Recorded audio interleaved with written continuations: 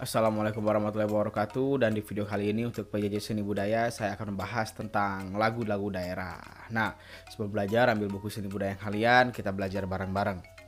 Oke, di video kali ini uh, itu materinya tentang lagu-lagu daerah. Dan sebelum kalian mendapat tugasnya, ini penjelasan yang sangat-sangat singkat tentang lagu-lagu daerah, dari ciri khasnya apa, dan ya mungkin bahasannya akan sangat-sangat singkat. Oke, yang pertama ini lagu-lagu daerah sebenarnya lagu-lagu gini. Kalau ditanya lagu daerah itu apa? Lagu daerah adalah lagu yang berkembang di satu daerah tertentu. Misalkan lagu Manuk Dadali. Manuk Dadali berasal dari Jawa Barat dan dia berkembang di daerah Jawa Barat. Makanya lagu Manuk Dadali disebut dengan lagu daerah. Nah, contohnya seperti itu. Jadi kalau ditanya lagu daerah itu apa? Lagu daerah adalah lagu yang berkembang pada suatu daerah. Saya lagi, lagu daerah adalah lagu yang berkembang pada satu daerah. Nah, sekarang gini, ciri khas dari lagu daerah. Ciri khas dari lagu daerah itu ada sekitar 4. Ya, yang pertama adalah dia menggunakan bahasa daerah tertentu.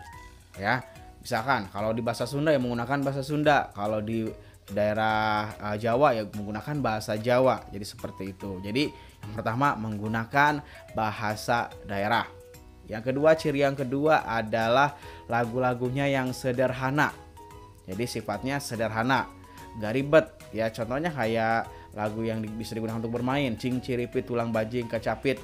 Ya lagunya mudah dihafal dan sederhana, gak ribet. Nadanya gak meleok-leok, gak banyak cengkok, dan simple sekali. Yang ketiga, ya tidak diketahui pengarangnya siapa gitu. Kayak misalkan lagu tadi cing ciripit, ya kita kan nggak tahu penciptanya siapa. Mungkin ada pencetusnya, cuman kita nggak tahu siapa yang benar-benar membuat lagu tersebut. Jadi yang ketiga adalah penciptanya atau pengarangnya tidak diketahui. Dan yang keempat tentunya dia diwariskan secara turun temurun.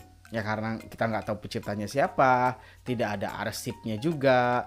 Kan kalau lagu-lagu sekarang ya tinggal dengar di Spotify atau enggak ada beli CD-nya gitu. Jadi banyak media yang mencetaknya, yang mengarsipkan. Tapi kalau lagu-lagu daerah karena tidak ada yang mengarsipkannya, yaitu jadi sifatnya turun temurun. Jadi sekali lagi ciri khas dari lagu daerah, yang pertama menggunakan bahasa daerah, sifatnya sederhana, kemudian tidak diketahui pengarangnya. Yang keempat, yang terakhir adalah diturunkan secara turun temurun atau diwariskan secara turun temurun. Itu ciri khas dari lagu-lagu daerah.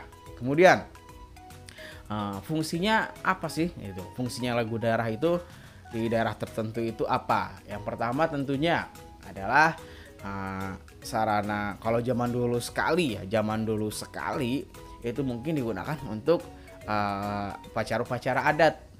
Upacara-upacara adat.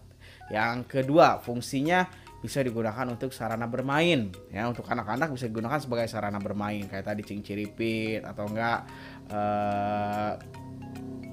masih banyak lagi gitu. Kemudian yang ketiga itu bisa digunakan sebagai sarana hiburan.